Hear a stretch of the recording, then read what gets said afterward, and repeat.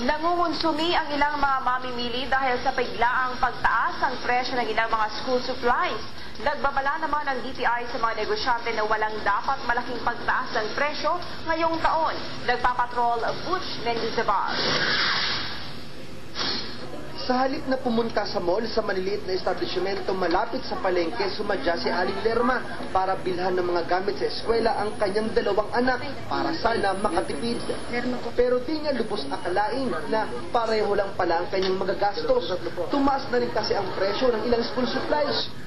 Kaya kung dati tag-500 lang ang kanyang budget para sa kanyang mga anak, ngayon tag-1,000 na. Yung pong ibang gamit sa bahay, hindi mo na bibilhin at sa eskwela na muna para sa eskwela.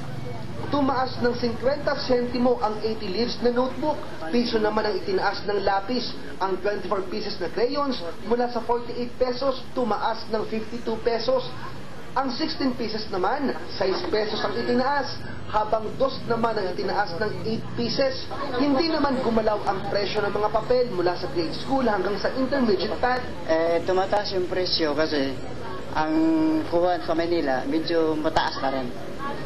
At saka yung iba naman, steady. One before the year.